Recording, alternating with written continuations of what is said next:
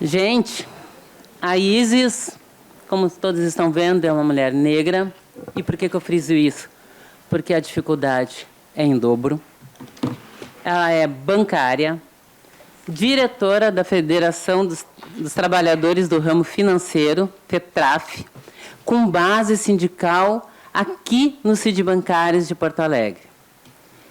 Representante estadual do Conselho de Gênero, Raça, Orientação Sexual e Acessibilidade da Confederação Nacional dos Trabalhadores do Sistema Financeiro, EGROS, e secretária do Combate ao Racismo da Central Única dos Trabalhadores do Rio Grande do Sul, a CUT. Então, com todos esses desafios e essa base, eu vou passar a palavra para a nossa querida Isis, que vai aqui discorrer para nós um pouco dessas... Como é que é? Matando um leão por dia, né, Isis? Vamos lá, então, gente. Obrigada. Muito obrigado, Silvia. Para mim é uma alegria muito grande estar aqui com vocês nessa tarde de sábado, né, em que todas, todos e todes realmente estão comprometidos, né, de avaliar e fazer essa troca do que é esse desafio do movimento sindical. Eu digo para vocês que, desde quando eu fui convidada para participar desse mundo sindical, não foi de uma hora para outra. Eu demorei 10 anos para me desconstruir quanto bancária de resultados dentro de uma agência. Eu não preciso dizer para vocês que, onde eu trabalhava, eu tinha que ser a melhor. Tá? Eu sempre estava no primeiro lugar do ranking de produtividade, porque, se eu não estivesse, eu seria a primeira a ser questionada, porque eu não estava correspondendo àquele modelo que o banco me impunha.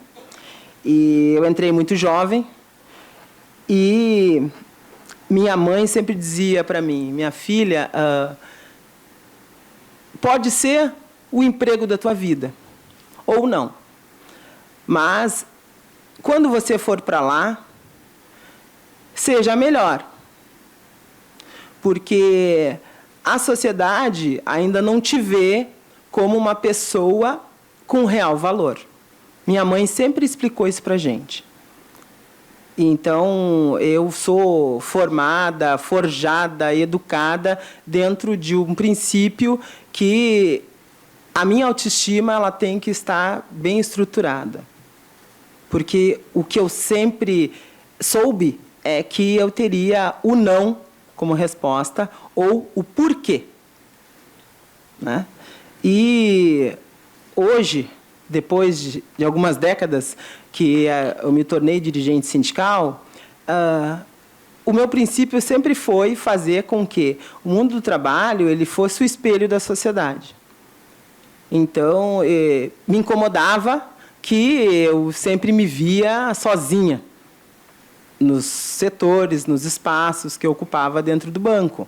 E aí tive o incentivo dos meus colegas. Isis, por que tu não vai lá no sindicato? Tu sempre convence a gente de ir em assembleia, de votar. Tu já parou para pensar que tu poderia fazer um outro trabalho? Diziam para mim: isso aqui é pequeno para ti. Sabe essas coisas que eu nunca pensei que eu fosse ouvir. Eu ouvi também muita gente dizendo assim: tu não vê que ninguém gosta de ti? Eu ouvia isso dentro do banco. Por quê? Porque as pessoas queriam me convencer que ali não era o meu lugar. E que eu não era a pessoa aceitável para estar no mundo, no sistema financeiro.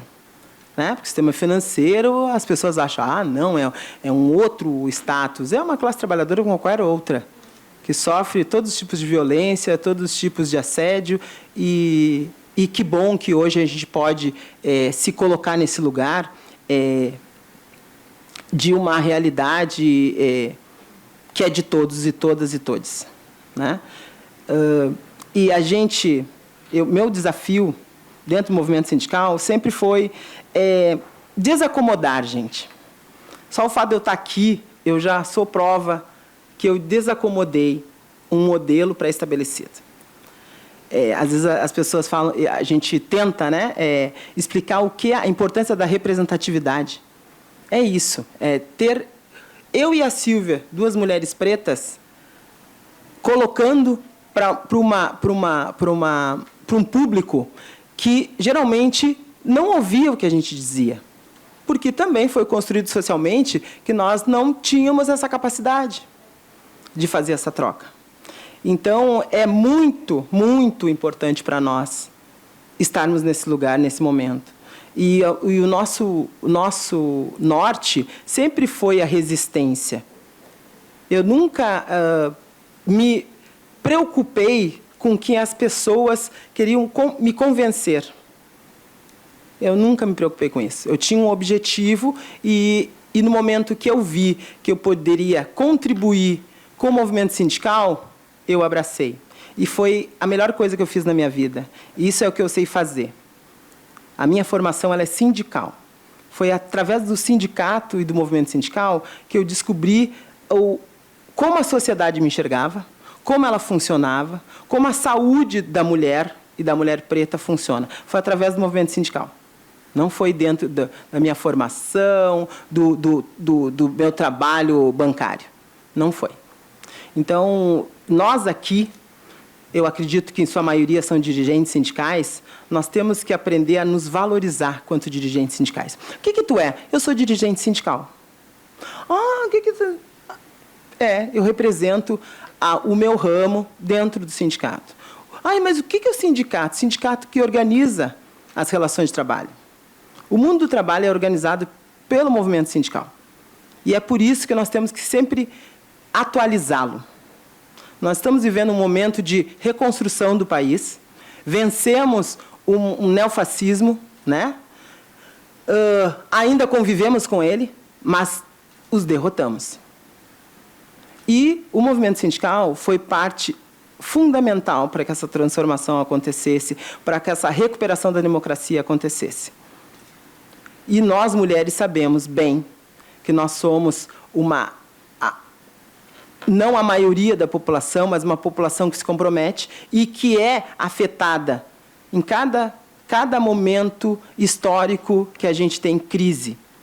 Quem foram as primeiras a perderem seus empregos, né? As primeiras a perderem suas vidas, foram as mulheres. Então, a nossa grandiosidade, ela incomoda a esse modelo que até então foi estabelecido para nós nos adequarmos. E cada mulher que vem para o movimento sindical, ela transforma, ela modifica e ela desacomoda. O nosso lugar, que sempre foi colocado nas nossas mentes, é que nós tínhamos que estar dando suporte.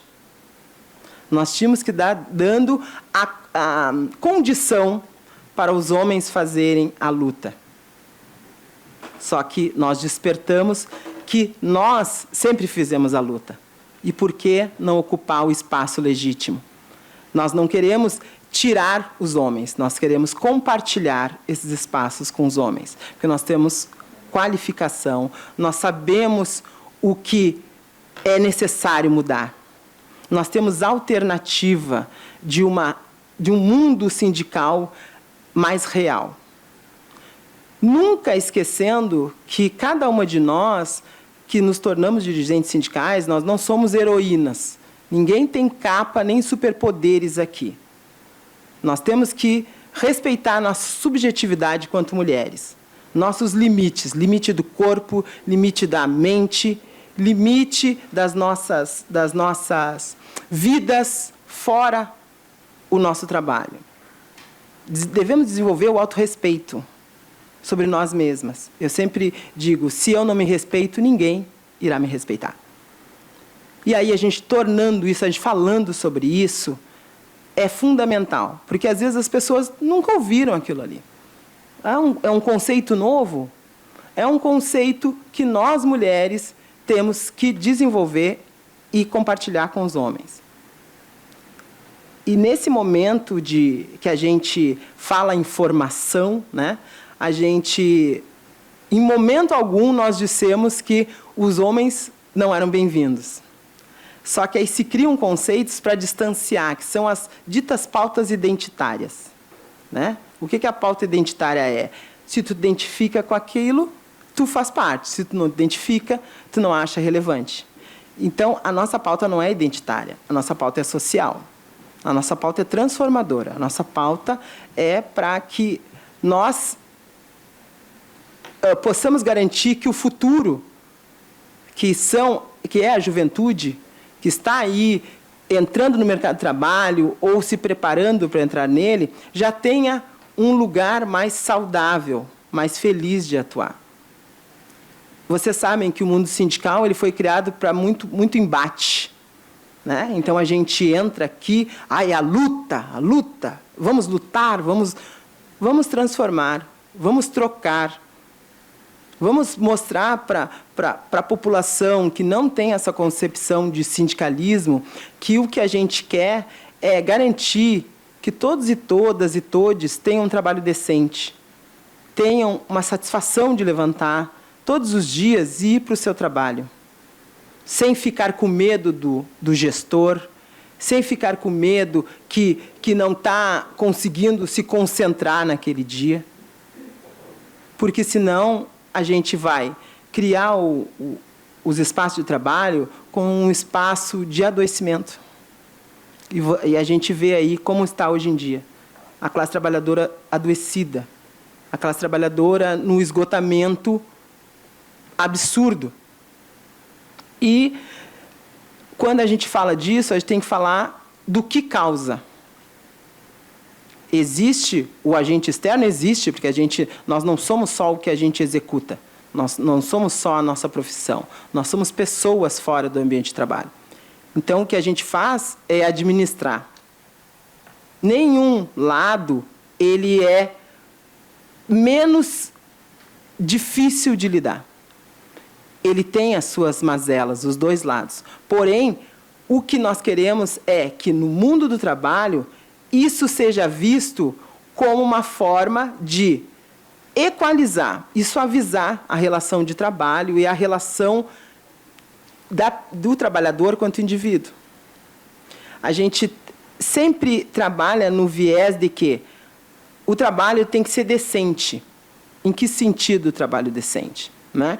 Que tu possa chegar num ambiente de trabalho que as pessoas não te vejam como uma máquina de resultados. Tu tem que fazer o teu trabalho dentro da tua capacidade, dentro da tua sanidade, e isso não é visto. Colocam metas, nós do sistema financeiro, a gente vive isso diariamente, né? Te coloca uma meta num mês, no outro mês a meta já dobra. E tu tem que ir buscando aquilo, senão tu não é a pessoa adequada para estar naquele mundo. Não, não é assim. A gente lida aqui, né, muito setor público e privado. Hoje em dia, o que é o setor público? Ele é um moedor de carne, como sempre foi o sistema privado. Ele não tem diferença. Aí as pessoas que vivem naquela década de 80, tem pessoas que pararam no tempo, elas veem ainda... Não, mas o servidor público não faz nada. Servidor público que é a ponte entre o povo. Ele é que tem que atender a população.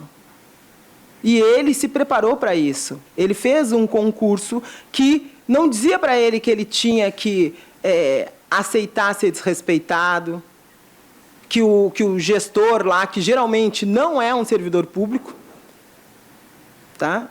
Que ele pode chegar e te desrespeitar, te humilhar, né? Então, nós, do movimento sindical, a gente também tem esse desafio de fazer com que esse trabalhador entenda que ele conquistou aquele lugar e que ele tem que ser respeitado pelo concurso que ele fez, as atribuições daquela função que ele executa. Porque, senão, eu já venho dizendo isso há décadas, o setor privado ele vai entrar no público e ele vai tomar conta. E é o que a gente está vivendo hoje. Né?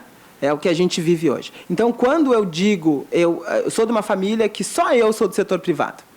Meus irmãos são todos servidores públicos. E eu vejo o sofrimento deles. Eu vejo o desalento. Porque fizeram um concurso almejando não só uma estabilidade, mas uma estabilidade emocional para trabalhar. E eles não vivem isso.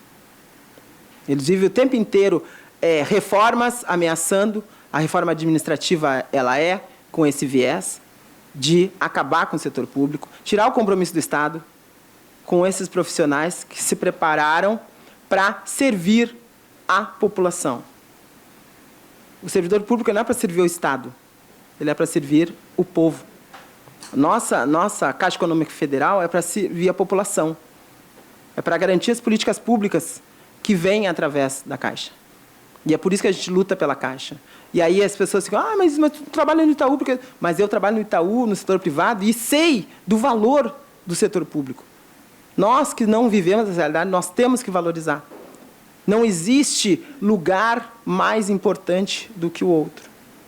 E nós, dirigentes sindicais, nós temos que ter isso na ponta da língua.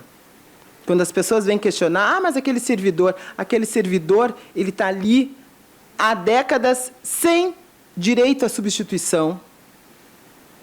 O quadro é reduzido, porque quem tem a oportunidade, o direito de se aposentar, ele tem que ter condições para isso. E tem que ser substituído. Então, quando a gente luta para o concurso público, é para isso, gente. É para que o Estado não se isente do compromisso que ele tem com o povo. Nós somos o país que mais paga impostos. E que retorno a gente tem? A gente só tem deveres, a gente não tem direitos. E as pessoas acham que direito é benefício.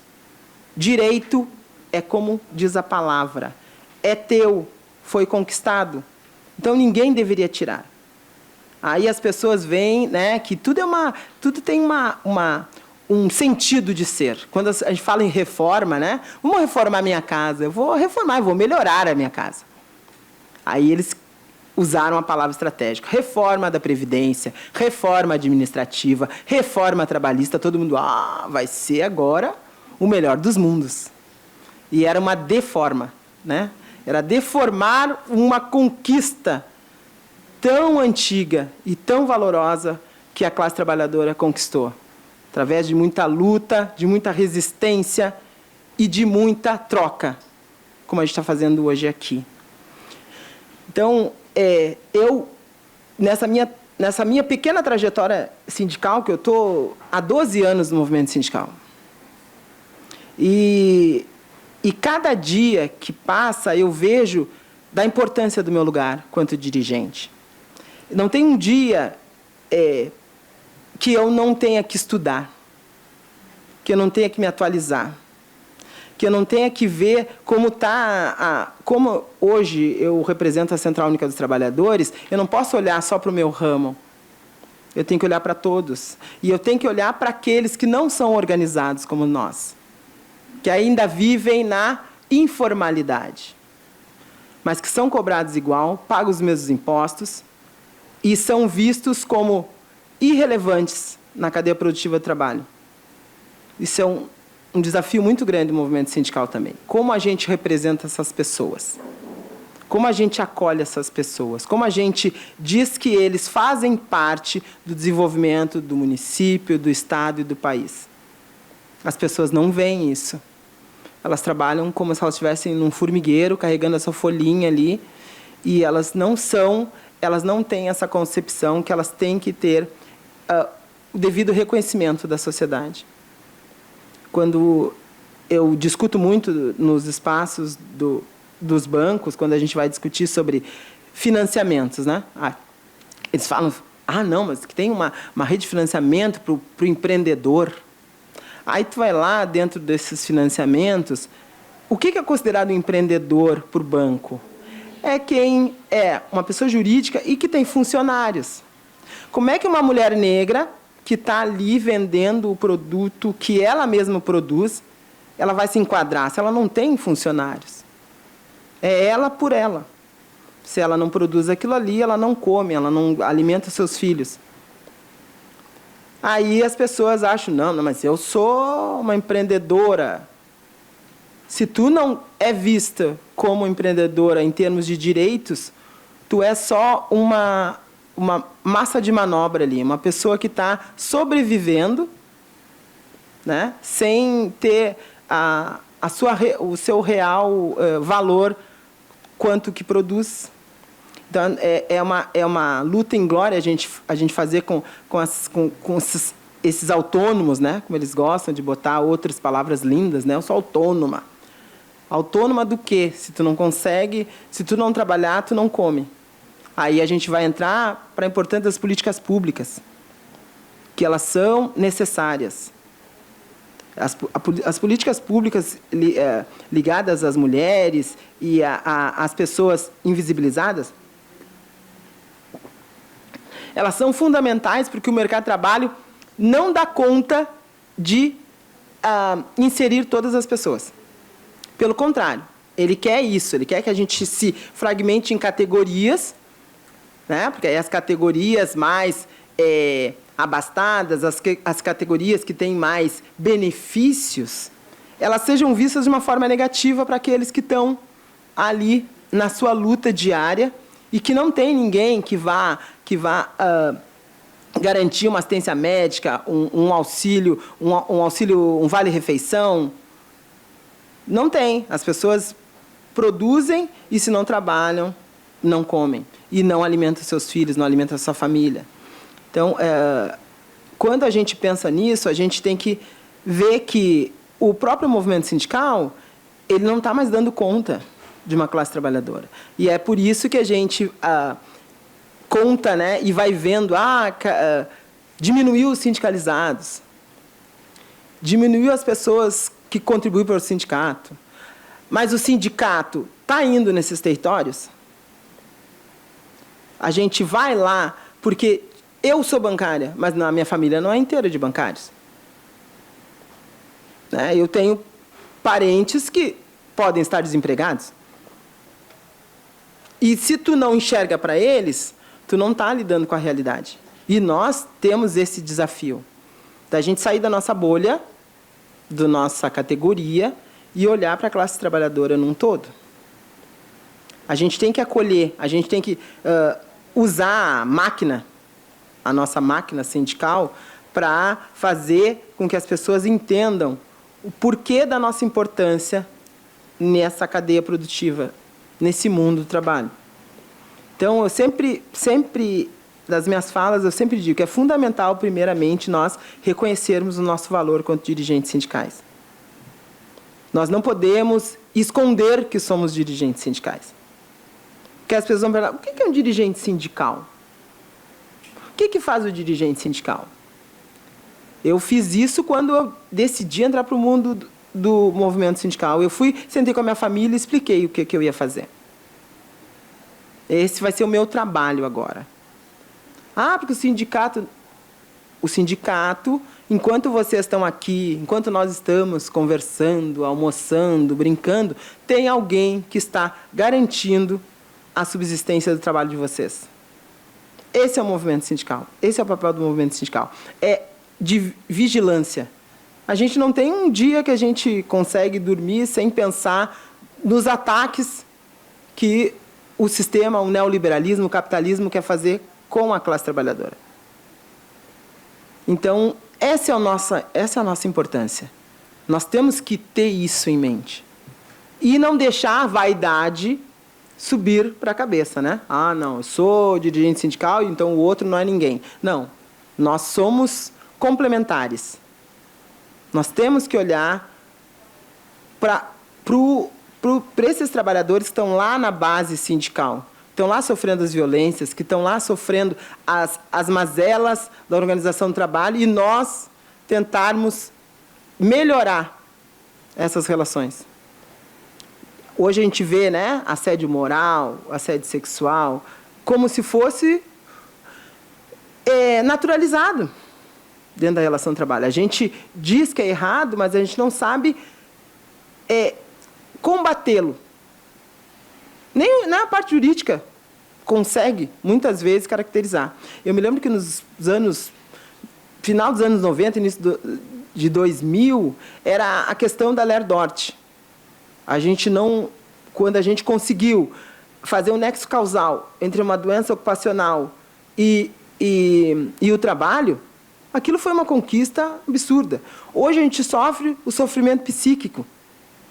Aí como é que tu faz esse nexo com o trabalho penoso que muitos sofrem aqui, através desses assédios, através desses que começa em conflito no local de trabalho, mas depois ele vai virando um método de gestão, né, de fazer com que aquela pessoa vá ficando adoecida mentalmente, aí ela é submetida a alguma situação de humilhação, de desrespeito. Aquilo ali, para as mulheres, é mais grave, porque nós, mulheres, nós somos emocionais. Tudo que nos afeta, nos fere e transforma em doença.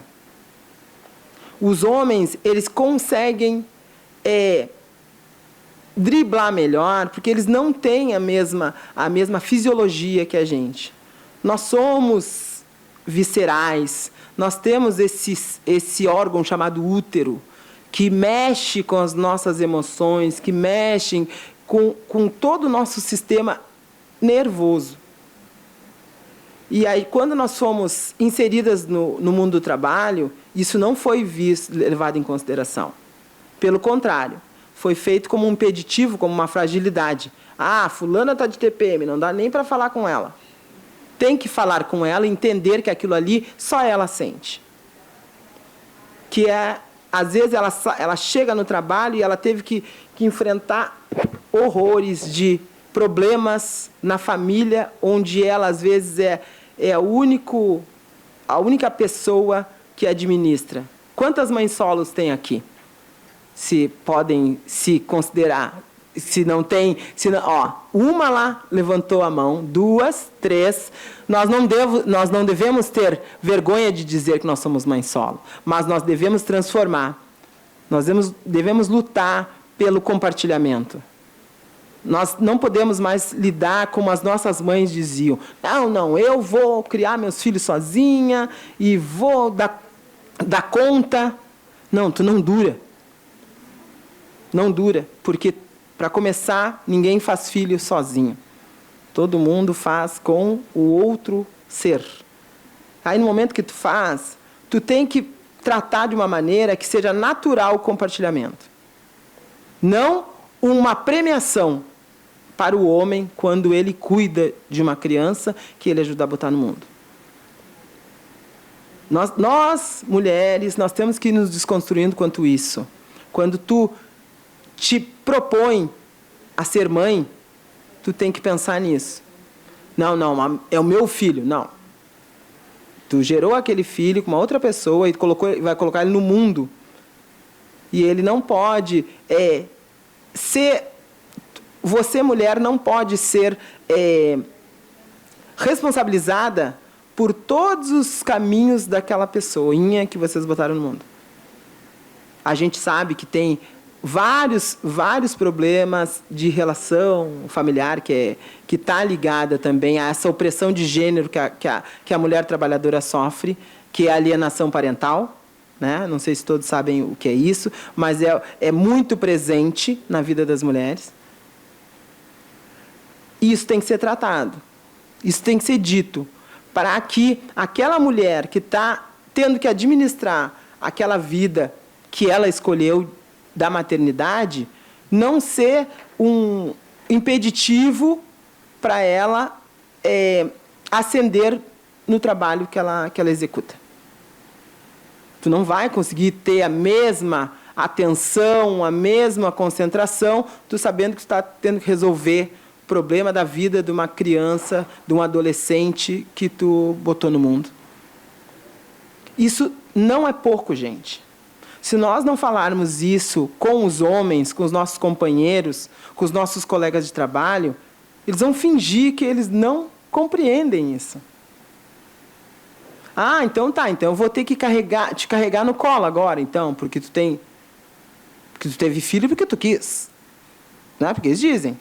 Vocês sabem, vocês são casados, eu fui casada, mas eu optei em não ter filhos, porque eu nunca achei a maternidade um lugar sublime, porque é muito romantizada a maternidade em relação a nós, mulheres. Né? Eu sou muito feliz e eu não precisei parir ninguém. E as pessoas que têm esse direito, a mulher que tem esse direito, ela tem que, sim, dizer, eu tive um filho por escolha. E eu sou feliz por ter esse filho. É só isso que nós, mulheres, precisamos ter em mente. Porque senão a gente romantiza as relações, a gente não vê se a gente queria ter aquele filho, mas o meu marido quer, a minha sogra quer, meu irmão quer um sobrinho. Mas na hora do aperto, tu olha e tu não vê ninguém para te estender a mão. Mas para te julgar, sim. Se o teu filho der defeito, teu problema aí, ó. Viu? Quis ser dirigente, quis ir viajar, porque algumas coisas dizem, tu quer viajar? Se eu quisesse viajar, eu pegava uma passagem de avião e ia viajar. Eu não estou no movimento sindical para viajar. Tá? Até há um ano atrás, eu tinha uma trombose porque eu fui fazer uma viagem a trabalho. Tive uma embolia no avião. Então, não é maravilhoso a gente estar sempre na estrada. Eu digo por experiência própria. Mas, o que a gente tem que fazer? É que, a partir dos nossos territórios sindicais, nós temos que desenvolver essa relação saudável para a gente poder sair do discurso à prática. Quando a gente for discutir, quando a gente for numa assembleia dos nossos sindicatos, tem que sempre ter uma pauta que fale sobre isso. Não ficar só, não, nós temos que enfrentar o assédio moral, o assédio sexual. Mas por quê que nós ainda temos que enfrentá-lo? Né?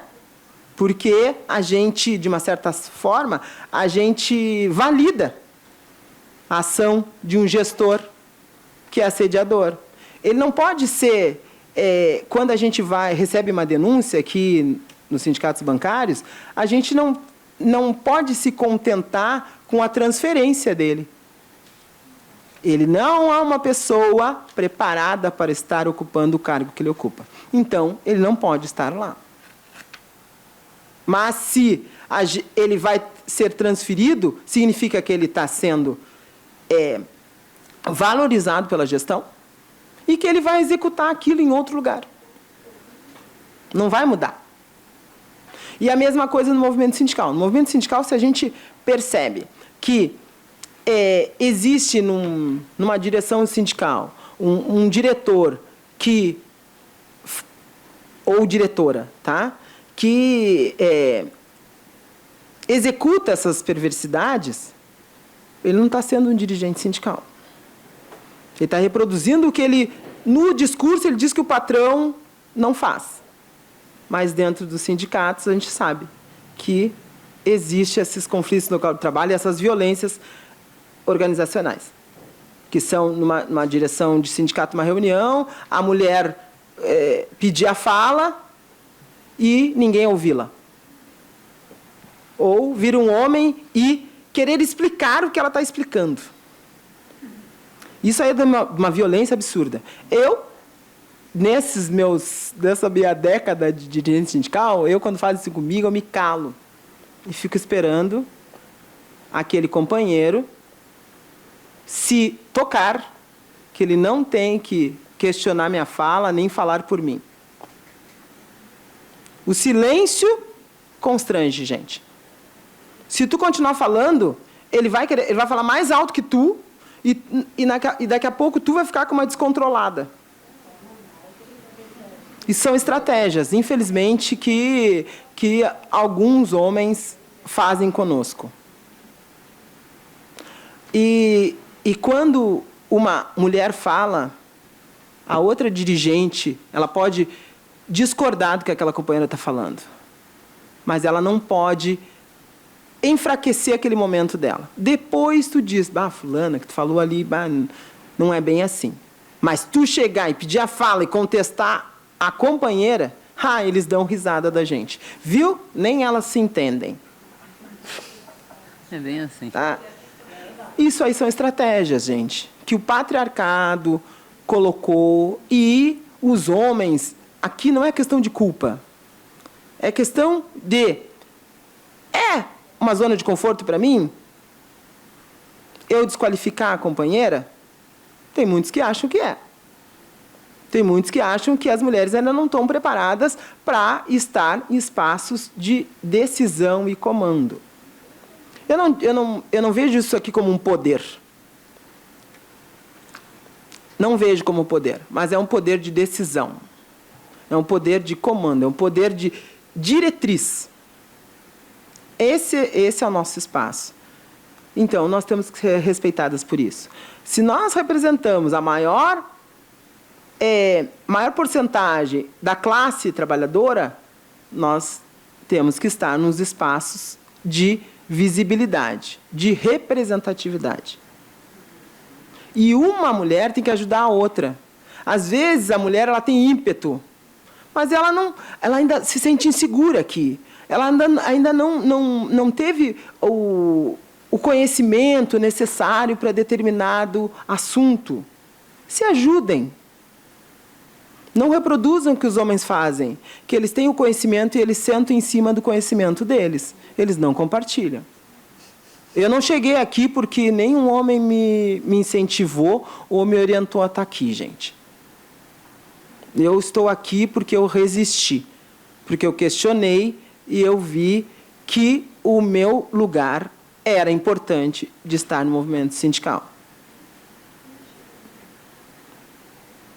Quando a gente se preocupa, eu vou fazer um painel, não, eu tenho que botar um PowerPoint aqui, eu tenho que fazer... Não, tu tem que saber o que tu diz. Tu tem que se colocar no lugar do outro que está te assistindo. É isso que faz a gente refletir, é isso que faz a gente crescer, é isso que faz a gente absorver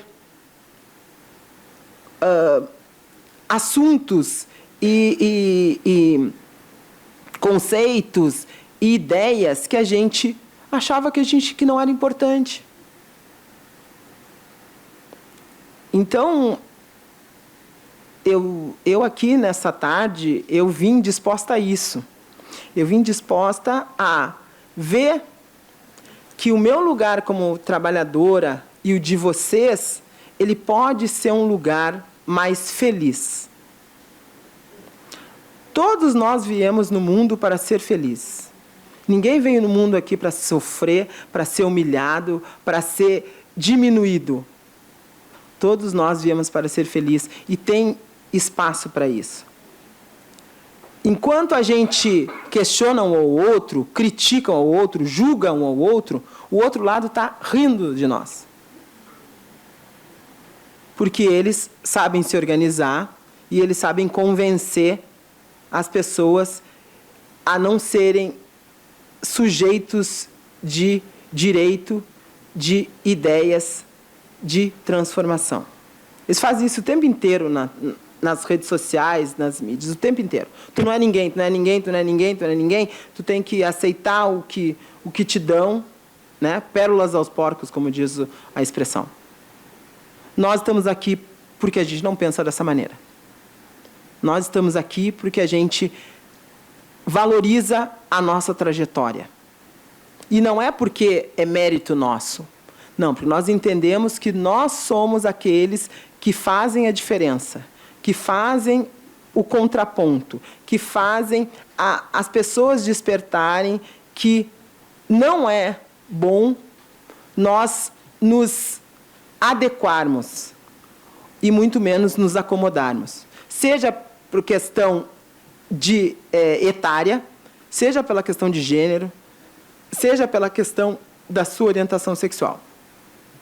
Todos nós temos lugar de importância. Quando eu digo que nada me define, eu não me permito ser colocado em caixinhas. Por quê? Porque essa nova geração que a gente ajudou a construir, eles não querem mais viver em caixinhas. Essa juventude, eles viram um lampejo de ser quem eles quiserem. O que nós temos? Nosso papel é aceitá-los e compreendê-los de uma maneira que eles nos compreendam também. Eles só chegaram nesse nível de liberdade, de pseudo-liberdade, né? Porque ainda existe um fascismo muito grande que condena essa libertação da população que era invisibilizada. Nós temos que estar com eles, aprender com eles e eles conosco, porque eles só chegaram até ali porque nós estivemos antes construindo. Aí acaba essa guerra. Que o velho não ouve o jovem e que o jovem não respeita o velho. Gente, vamos construir juntos. Né? E aqui, eu acho que, em sua maioria, deva ser mãe. A minha profissão é tia e dinda. Tá? Mas eu executo isso com os meus sobrinhos, com os meus afilhados, sempre. Eu quero aprender com eles e eles estão abertos para aprender comigo. Para que o mundo do trabalho não tenha esse conflito. Agora a gente fala muito nessa violência etária, né? E que as mulheres são as mais atingidas. Mulher, ela tem que dizer sempre a idade que ela tem para já te colocar em caixinha. Mas tu não pode mais usar essa roupa aí. Mas tu não pode mais pentear o cabelo assim. Mas tu não pode... Quem te disse? Eu sempre digo assim, vem para o século XXI comigo. Tá? Porque vocês estão parados lá no século XIX. E eu já vim para o século XXI. Nós temos que parar de nos colocar em caixinhas. Eu sempre digo, tem que partir da gente. E aí a gente convence os outros. Eu sou uma mulher preta, sei que sou discriminada por ser mulher e por ser preta. Eu não tenho direito de discriminar ninguém. Porque eu sei o que é sofrer a discriminação. Que não tem nada a ver com racismo, gente. Racismo é um sistema. Sistema que foi criado para escolher quem seriam os opressores e quem seriam os oprimidos. Isso é o racismo. Ele se atualiza, ele se moderniza, ele muda de nome, mas ele está aí. E no Brasil funcionou. Em todos os continentes, no Brasil foi onde mais o racismo funcionou. Porque o racismo foi construído em cima da cor da pele, não em cima da ancestralidade. Porque é um conceito que nem se fala. Ancestralidade, tem pessoas que têm até medo de dizer essa palavra. Nós somos ancestrais. Então, o que o sistema fez? Bom, vamos colocar uma graduação de cor neste país. Quanto mais alva a tua pele, mais alvo tu é do sistema. Não interessa a tua graduação, não interessa o teu currículo, não interessa nem não interessa. As pessoas te olham através da cor da tua pele. Aí te confundem, né? Eu sou irmã de todas aqui. Se tu for ver, todo mundo pergunta, vocês estão juntas, vocês são parentes? Mas tu é parecida com a fulana. Por quê? Porque não me olha. Olhem para mim e veem que eu não tenho nada a ver com a Sílvia. Adoraria ser irmã dela, mas não sou. Isso está ligado a um conceito novo que a gente começou a discutir, que é o letramento racial. O letramento racial não é só o que a gente verbaliza, é o que a gente sente que o racismo faz conosco. Vocês que têm a pele alva, vocês nunca sentaram num ônibus e ninguém sentou ao lado de vocês. Nós já. A gente sentava, eu quando era adolescente, então eu adorava, porque eu estava sempre cheio de mochila, caderno, ninguém sentava do meu lado, eu botava as minhas coisas ali, muito obrigado, senhor, que eu não preciso estar carregando isso aqui. As pessoas não sentavam ao meu lado. As pessoas brancas não sentavam ao meu lado. Iam em pé no ônibus. Eu não sei se tu já passou por isso. Eu passei. Porque eu nunca morei num bairro, sempre morei num bairro de classe média. Então, eram poucos negros. Então, eu senti o racismo sistemático. Se distraíam, eu olhava, vinha correndo dentro do ônibus, eu olhava com um lugarzinho ali meu, eu tinha certeza que o meu ia ficar vago. Só sentavam do meu lado quando não tinham mais escolha. Isso aí foi naturalizado. Eu tirei como vantagem para mim, tá? Não precisava carregar nada. Sempre eu botava as coisas no banco ao lado. Aí, quando eu botava a bolsa, a pessoa queria sentar. Aí eu disse, vai ter que sentar ao meu lado, vai ter que sentir o meu cheiro, vai ter que... Não precisa conversar comigo, mas vai ter que conviver comigo. Isso aí, eu falo porque eu fui construída com a minha autoestima muito bem resolvida, gente. Mas tem gente que chora. Tem pessoas pretas que sofrem. Tá? E isso a gente não pode mais permitir. A gente não pode mais permitir, como eu vejo hoje em dia, quando um homem agride uma mulher, as pessoas reagem. A gente não pode mais permitir que uma pessoa preta seja tratada de uma maneira como se fosse um animal e todo mundo finge que não vê. Eu digo, querem ser antirracistas? Indignem-se comigo. Todo mundo aqui tem um amigo preto, uma pessoa que ama preta. Mas quando tu vê essas situações e tu não faz nada, tu não está sendo amigo daquela pessoa que tu acha que tu gosta. Isso nós temos que trabalhar dentro da gente. Meu trabalho dentro do meu ramo é quando eu chego numa agência bancária, eu vou pescar os meus iguais. Às vezes eu não encontro. Mas quando eu encontro, eu vou lá me apresentar e depois vou lá no gerente. Parabéns. Parabéns por quê? Porque tu tem uma pessoa negra aqui trabalhando contigo. Porque a gente sabe que é uma luta. Já esgotou meu tempo. A gente sabe que é uma luta, é um trabalho de formiguinha. Mas a gente tem que insistir. E vocês, que não vivem a realidade da minha pele e da Sílvia, também têm que fazer isso. Por que vocês não têm colegas negros? Porque, às vezes, vocês estudaram na faculdade com uma pessoa. Onde foi parar essa pessoa? Eu tenho muitas amigas negras minhas, formadas, doutorado, mestrado, que estão desempregadas. E é porque elas não têm valor? Não, é porque elas não são vistas como participantes daquele lugar. Os recursos humanos, que não tem nada de humano, porque não humaniza ninguém, ele seleciona, ele tem que ser revisto. Quando a gente fala nos acordos coletivos, lá, a gente tem que questionar o recurso humano das empresas que a gente trabalha. Importantíssimos coletivos que já existem. Os coletivos na OAB, os coletivos nos ramos, é fundamental. Coletivo antirracista é isso, a gente questionar, a gente não naturalizar por que eu, mulher branca, tenho uma condição de vida e a minha amiga preta não tem. Somente pela cor da pele. E critérios naturalmente excludentes. Tu tá concorrendo a uma vaga para um caixa, tá? Num banco. Aí eles olham para o recursos humanos, vai lá, não. Ele tem que ter MBA, ele tem que ter não sei o quê, ele tem que ter inglês, ele tem que ter não sei... E ele só tem 22 anos. Aí tu vai olhar para a população negra jovem com 22 anos, as meninas, muitas com filhos já, morando em lugar que não tem condição, nem de competir, não tem condição financeira para minimamente ter aquela qualificação. Como é que tu insere?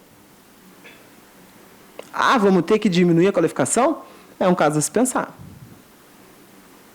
Porque, na época dos nossos pais, o que a gente tinha? A gente tinha que saber fazer alguma coisa. Saiba fazer algo. A minha mãe sempre dizia, seja bom em alguma coisa. Aí foi criando os critérios excludentes. Quem tem dinheiro estuda, quem tem condição de ter uma alimentação saudável vai conseguir acompanhar na escola, vai conseguir. E os outros vão, nada contra o serviço do lar, mas vão varrer chão, vão limpar banheiro, vão cuidar da vida daquelas pessoas que foram escolhidas para ter o privilégio. Tudo isso está ligado à organização do trabalho. Nós não podemos fugir disso. A gente não pode não entender. Eu me lembro muito bem quando se criou a lei das domésticas. Eu ouvia de dirigentes, mas agora eu vou ter que pagar os direitos da minha empregada. Dirigente sindical. E aí, como é que tu faz? O discurso é lindo, né? Elas têm direito, mas quando é a tua, tu pode escravizar. Então, ou a gente tem essa noção e a gente trabalha para modificar isso, ou nós vamos continuar na nossa bolha, né, das nossas categorias, e não vamos inserir essa classe trabalhadora. Tá? Olha aqui, assim... não, sou obrigada a dizer isso. Eu acho que eu vou pagar a multa. Isso aqui é de... Olha, é a primeira vez que... Mas eu estou encerrando, gente. Eu espero, do fundo do coração, ter feito com que vocês não tenham tido o sentimento de perder tempo aqui nessa tarde. Tá? Que é esse o meu objetivo, esse é o meu trabalho, e é isso que me motiva estar aqui com vocês. Muito obrigada.